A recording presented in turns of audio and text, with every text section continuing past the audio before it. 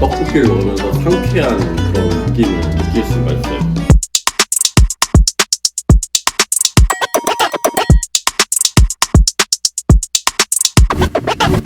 오늘 해볼 음식은요, 분식 중에 제가 제일 좋아하는 떡볶이를 한번 해볼 건데요. 그 떡볶이에 들어가는 킥소스가 있어요. 그래서 이걸 넣으면 다른 떡볶이보다 조금 더 감칠맛과 이제 조금 찌개 같은 그런 떡볶이 맛을 느낄 수 있거든요. 근데 이게 진짜 맛있어요. 그래서 한번 보여드리려고 하고요. 옛날에 제가 떡볶이를 진짜 좋아해가지고 이곳저곳 떡볶이를 다 먹어봤는데 깻잎이 들어간 떡볶이가 진짜 뭔가 맛있어요.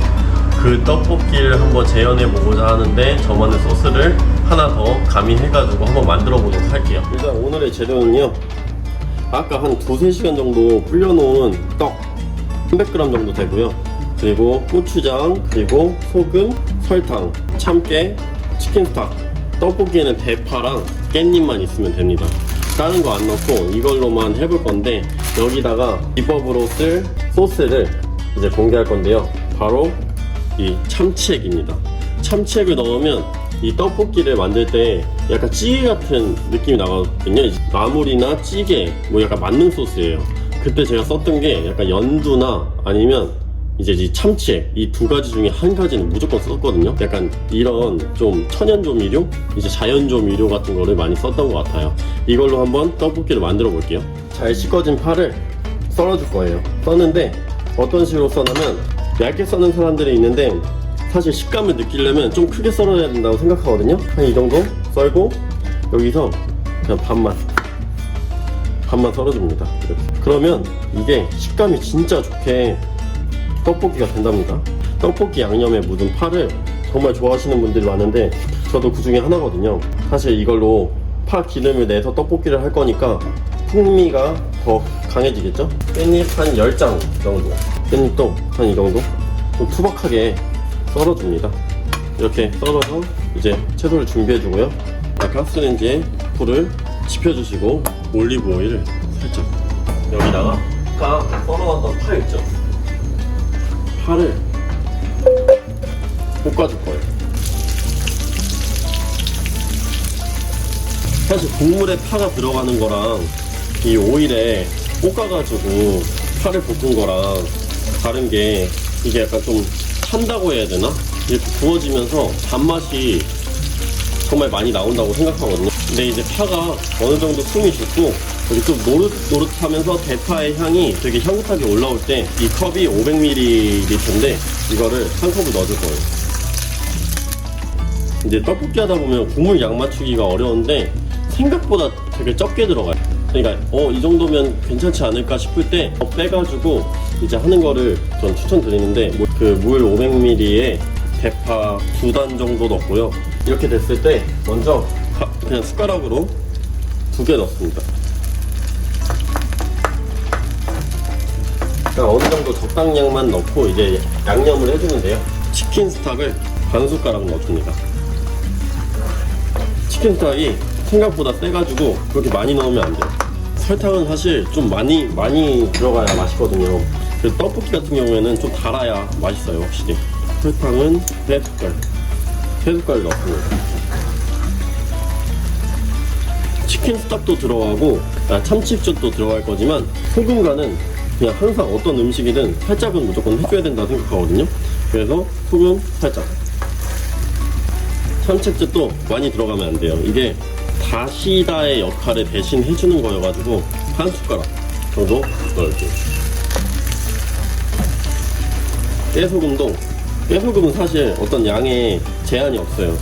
그냥 막 엄청 불편하게 씹히지 않을 정도로만 넣어주는데, 저는 깨소금을 좋아하기 때문에 깨소금을 많이 넣습니다. 확실히 맛도 고소해지기도 하고요. 2-3시간 불려놓은 이 떡인데요, 떡을 300g 준비했어요. 이 양에 국물이 좀 있어요. 저는 좀 간간하게 해서 먹기도 하지만 좀 국물이 많이 해서 먹거든요. 왜냐면 라면을 이따가 또 부족하면 넣어서 먹을 수도 있기 때문에 간간하게 해요. 이렇게 국물을 먼저 끓이고 그 다음에 저는 떡을 넣고 끓여주기 시작해요. 개인적으로 뭐 좋아하는 거는 식감파기 때문에 가래떡 떡볶이도, 엄청 큰 가래떡 떡볶이도 좋아하지만 제가 할 때는 얇은 떡볶이, 어디서 먹을 때는 가래떡 떡볶이를 좀 많이 먹는 것 같아요.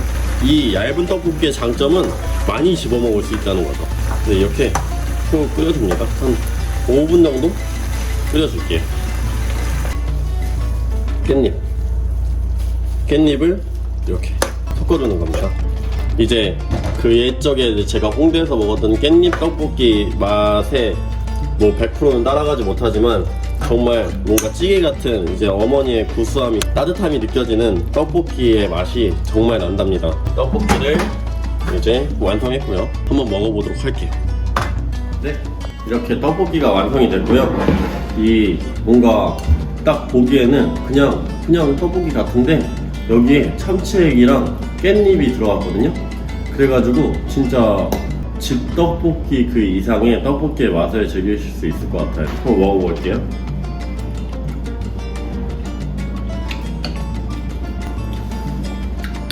확실히 요즘에, 옛날에는 길거리 떡볶이집을 가면 어묵을 되게 많이 줬는데 요즘 들어서 가격이 비싸지다 보니까 떡, 파 몇 조각?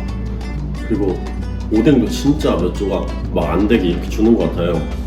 그러니까 이제 이런 뭔가 레시피를 하나 알고 집에서 해먹는 게 사실 뭐 시간도 그렇게 별로 안 걸리고 뭐 과정도 엄청 간단하고, 그래서 맛있게 먹을 수 있는 떡볶이 하나 레시피만 가지고 있으면 집에서 맨날 해먹게 되는 것 같아요. 근데 뭐 사실 그런 밖에서 먹는 재미와 뭔가 분위기가 주는 맛있음이 있잖아요. 그래서 이렇게도 먹어보고 저렇게도 먹어보고 이렇게 섞어 먹는 것 같습니다.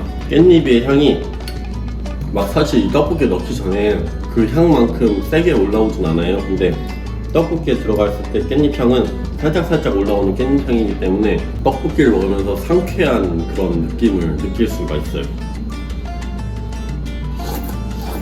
그 참치액은 사조 참치액이라고 빨간색이 있는데 그거를 이제 쓰시면 정말 맛있게 먹을 수 있을 것 같아요. 근데 저는 이런 좀 집떡볶이 같은 맛을 진짜 좋아한단 말이에요. 그래서 이 왕십리 주변에도 막 프랜차이즈 말고 아주머니들이, 막 할머니들이 하시는 그런 떡볶이 집을 선호하는데 정말 맛있는 것 같아요.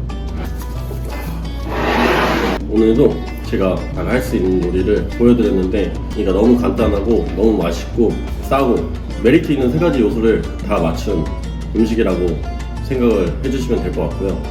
그렇다고 뭐 건강에 좋다고는 말할 수 없어요. 계속 선보일 수 있도록 하겠습니다. 네, 감사합니다.